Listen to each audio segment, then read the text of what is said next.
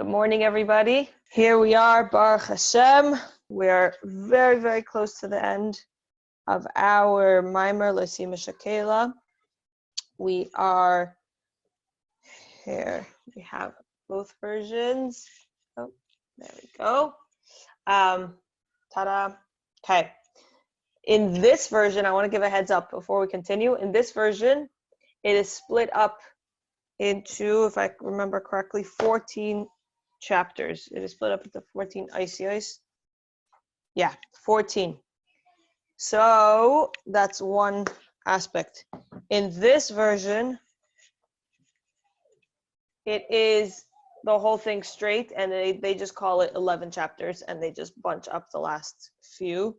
I don't know what, it's a Bilti Muga. It was never officially checked and edited by the Rebbe. So I don't know what it was quote unquote meant to be, but I guess because it's built in Muka, they're able to take liberties. Okay, trying to figure out what page we are on each one.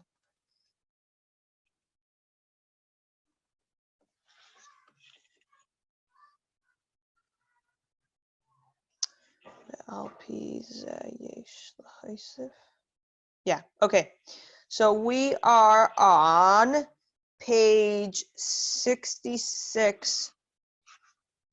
Like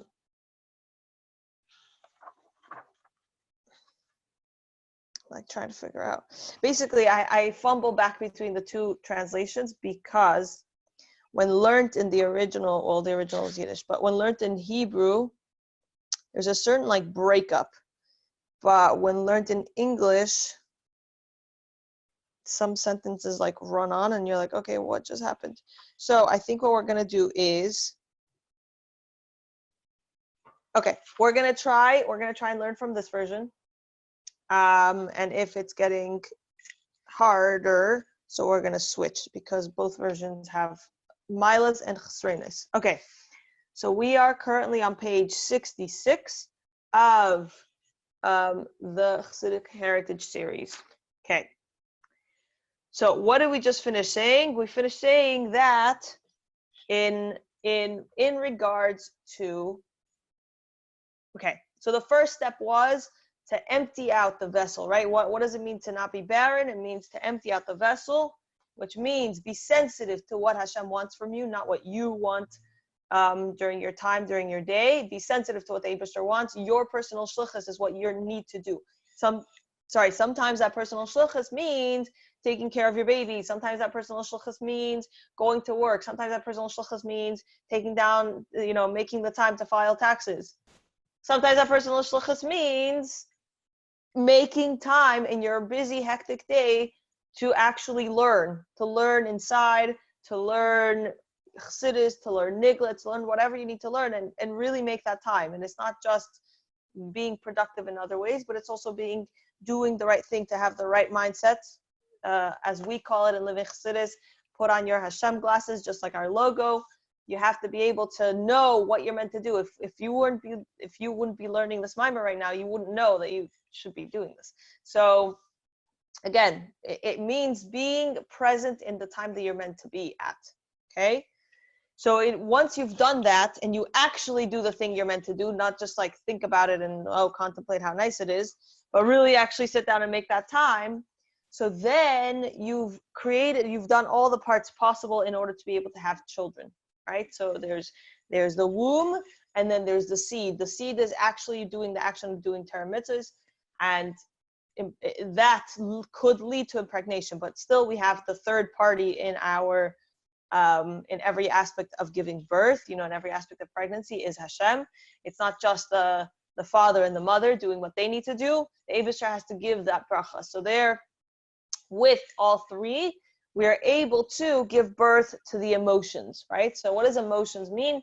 It means we live with a constant, appreciation that the Eibusher, that we love Hashem, like a real love, like a real actual love, not just like the concept of saying we love Hashem, which is actually very relevant because all of the Tanya for the past weeks and for the next few weeks probably is all about getting ourselves to love Hashem and to to have awe and respect for Hashem. And if you're getting a little lost because the Tanya these days is a bit lofty, I guess. So I would strongly suggest for everyone who hasn't started doing this to listen to Rabbi Gordon's shir. He is absolutely incredible. Okay. Anyway, so the children is this concept of emotions, is this concept of feeling things. So now, what's the next step? Is to not lose those children. Chas v'shalom begashmis and beruchnis. It means that begashmis means we have to. The ideal would be for our children to outlive us. Mashiach is going to come, and we're all going to live together forever and ever. But the ideal in the Kabbalistic perspective is that children should outlive, which means that we have to keep that inspiration, that fiery love, that appreciation, the same oomph that we had in seminary, so to speak. We have to maintain it now in our lives. And so too, the same inspiration we get, the same boost of inspiration we get Tishrei, or for some people it's Rosh Hashanah, Yom Kippur, Sukkot, whatever that is. For some people it's the Pesach Seder. Whenever it is that you get that emotion, you get that feeling. Now, how do we keep it? How do we keep it, going? And we learned that how do we keep it going is by constantly being open and being appreciative of what's my next shlichus. So if you finish seminary and you're feeling kind of low because you don't have the same full schedule, all your amazing teachers and all your food provided for you and all your, you have your best friends all together wanting to learn and we live in this bubble and you finish seminary and it's like, oh, how do I keep that bubble? No. It's not about keeping the bubble. It's about being present in whatever time period that you're needed, whether you're meant to be in Crown Heights, whether you're not meant to be in Crown Heights, whether you're meant to be working, whether you're meant to be in Shidduchim, and living in that time presently while still realizing that in that stage in your life, you are meant to be doing X, Y, Z, and so therefore you are doing the Eibishter's Ratzon. You are fulfilling your need. So for example, someone in the army who gets moved from one of you on this chat would know what this thing is called, but I'm not an army terms person. But basically from one section of the army, you get moved to a different section of the army and you're kind of bummed because you're not doing the same work that you're meant to be, that you're so used to doing, that you were amazing at, but now you have to be learning what to do in this new section of the army, in this new part. So again, it's just shifting. Yeah, I know it's a whole different language. Yes, exactly. So it's just shifting perspectives from where you are and what Hashem wants from you in that particular place. And so too with getting married and once you have children, I was recently speaking to somebody about chitas, or davening. Our davening once we're a mommy is very different. It's a very different expectation than when we were single. Our davening and our chitas, it's different, but the concept is that you should still stay alive. Don't be bogged down by the fact that you're not doing the same stuff you were doing before, because that's wrong. And also don't be super, wow, oh my gosh, I'm going to sit down and contemplate how amazing I am. The fact that, and get satisfied. This is adkan. This is the amount of time, and this is the amount of stuff I can accomplish. Adkan, that's it. It's a constant growth. So for example, the amount of things or my inspiration level that I had when I first had my first child was not in the place where it is now. And the idea is that as much as I had to, I had that like drawback, so to speak. I had that feeling of like, let down after finishing seminary, but it's a constant growth. And so therefore with every single child, with every single life experience, you can grow and you can grow and you can grow and you can grow. And that's kind of what we were speaking about in the last ice, which is that we should constantly be in this, it's as if we have pins and needles. Well, what's next? Well, how else can I grow? How else can I grow? And sometimes that growth means I need to be more of a mommy and less focused on davening by Avodah for 3 hours, right? Sometimes it means today I can only daven Shema Shema Esrei, and that's just it. But that is growth because you're constantly being aware of what's needed of you. Not what you want, what Hashem wants of you. And the Eibishter gave you the bracha of having a baby. The Eibishter gave you a bracha of having a job. The Eibishter gave you a bracha of having a husband. And so therefore you need to take care of those things.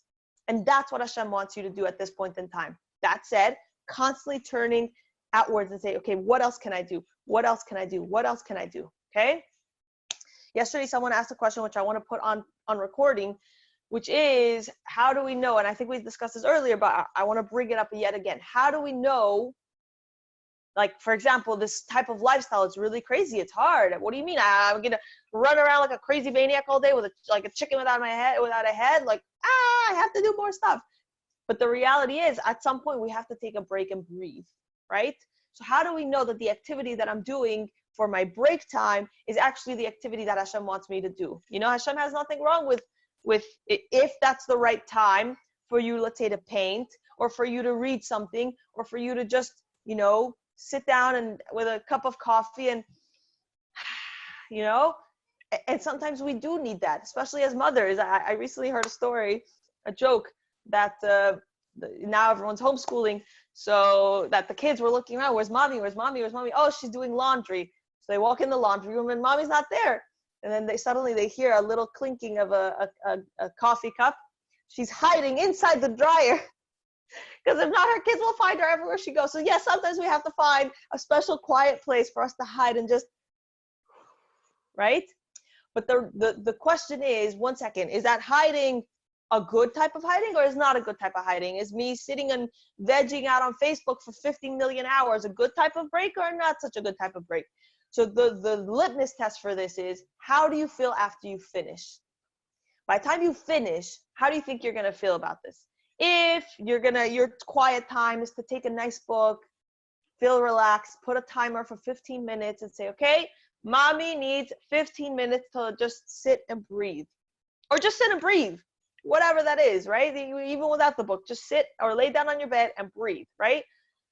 At the end of it, do you feel refreshed and ready to re-enter the world and, you know, wow, we got this? Or do you feel like, oh man, I need another 15, 20, 45, 50, you know, hour and a half minutes, because it's not a good thing? Or at the end, you just feel sluggish, like hours and hours of scrolling down social media. By the end, most people just feel like, ugh, right? Or reading the news for a bajillion hours, it's just like, ugh, right? So figure out how you feel at the end of it, and that can tell you whether that's a good break time activity and if that's what Hashem wants from you.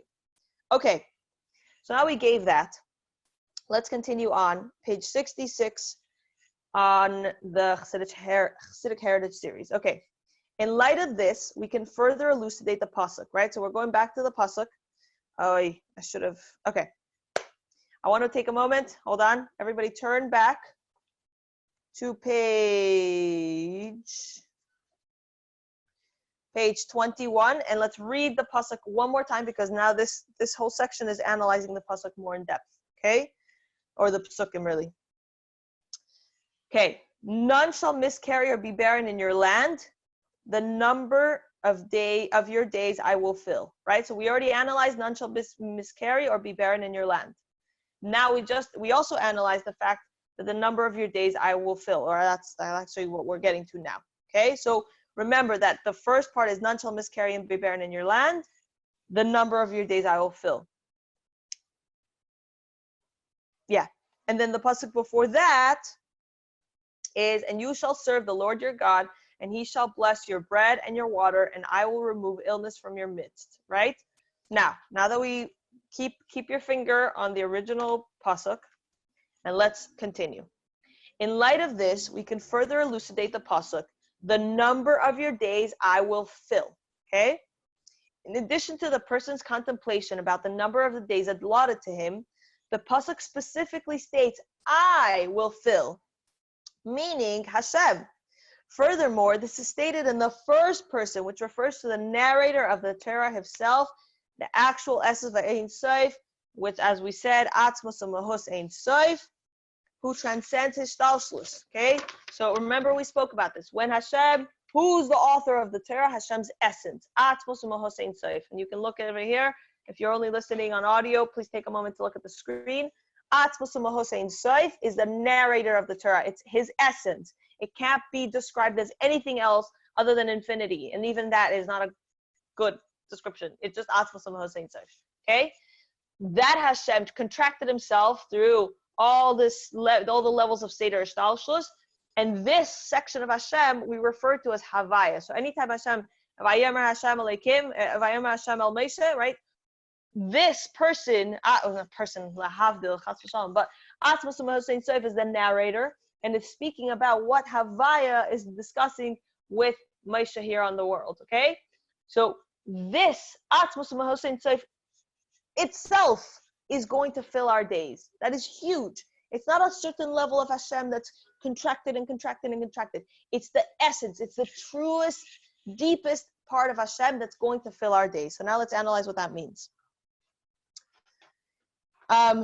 Okay, sparkling days, right? So furthermore, this is stated in the first person to refer to the narrator of the Torah, Atzmos Hossein Sof, who transcends Ishtalshus as mentioned earlier. So this is huge. He himself, the essence of Hashem is going to actually, and this goes back to our whole concept that the essence of Hashem does get affected because he himself is coming in and doing stuff with us. He's relating to us. Okay, sparkling days. Even when a person lacks in the number of days in which he served Hashem, in other words, he had days in which he did not fulfill his mission, or even days in which he did what he should not have done. Nevertheless, because the narrator of the Torah transcends Ishtalshus, a level at which there can be no defect, the defect in number of days allotted to him are filled. Okay, so let's take a moment to understand what that means. This is mind-blowing, okay? Now listen to this. Being that we're not perfect, I'll speak for myself, I'm not perfect. There's been plenty of times where I've wasted my time, where I haven't done the right thing. Not only have I wasted my time, but I've made the wrong decision, and it's wrong. And so what do you mean? My days, I could sit here and be really depressed because I didn't fill my days. The Avishar gave me an allotted amount of days and an allotted amount of hours and moments, and I didn't use them properly. So what's this pasuk coming to tell us? That at the level, that's me, okay? And at the level of Seder Shtalshus, it could bother Hashem, and it does bother Hashem that I didn't do the right thing for that time period, right? But at Musuma Hossein Sof, whether you do the right thing or not, at that level, so to speak, it doesn't affect him. I mean, don't get me wrong, we still have to try, we still have to do the right thing. So have in context, this is coming. That's why I gave an introduction of what were the ICS we discussed before. So we have to try and do the right thing, that's for sure. But realize that Atzmos Hossein Sof, he doesn't get bothered. He receives the beauty of what happens when the, kind of like the CEO, we gave this example earlier. The CEO doesn't care what cleaning supply the cleaning lady uses. He doesn't. But he likes the fact that the bathroom is clean in his multi-million-dollar office, right? So as much as Atzmos Hossein Sof doesn't necessarily care about the itty-bitty, minuscule things that we do, so to speak, or the fact that like we didn't actually use all of our time properly, but Atzmos Hossein Sof, as long as we try, as long as we open up the womb, as long as we do what we need to do, as long as we really make an effort, right? We have to do the Avodah first. Then Hashem, in the level that is beyond anything that cares, not that cares, but it's beyond anything that has a negative connotation, that Hashem fills our days. So he comes and he says, I get it. It seems like you didn't fully fill all your days, but I, who is beyond, Seder Shtalshus, I'm beyond limitations, I'll come and I'll fill your days. So we need to do our part. We need to put the 2 cents in, and the Avishar comes and he gives us $50 million, so to speak, right? He fills every moment that we didn't use properly. As long as we try, as long as we give it our all, he will fill every moment in the past that we didn't do properly. He will fill it as if we used it perfectly, okay? Okay, this, where am I? Sorry. Okay, and even more than what was allotted, all the days become full, right? So Atzmos Hossein Sof comes and he fills our days, not only as full days, but also as splendorous days. This explains the emphasis on the pasuk, the number, mispar, the word mispar of your days. The Hebrew word for number, mispar, is related to the word mesaprim, as is the pasuk, the heavens mesaprim, literally declare, which figuratively it means radiate. In other words, every day, every hour, and at every moment that he is not aware that he is not aware of the state of his intellect and emotions, and certainly not the hidden aspects of his soul. One second, where am I? Wait. Oh, sorry. The other book goes the other way. Sorry. Let me reread that. This book goes this way. Okay, I was like, that does not add up. Okay, let me reread that pasuk. Okay, so now we're focusing on the fact that he not only does he fill it, but he makes it splendorous. He makes it sparkling. Okay? The Hebrew word for number, mispar, is related to the word mesaprim, as is the pasuk. The heavens mesaprim literally declare, which figuratively mean radiate. In other words, they shine and sparkle. The word mispar is also related to sapphire stone, even sapphire, related to the Hebrew word sapirus, meaning brilliance and luminosity. So not only does Hashem come and he fills our days, he fills them in the most beautiful way. So we have to do our part. The first part in this is we have to do our avodah. We have to open ourselves up to hear what the Eibusher needs from us. And then we have to actually do it.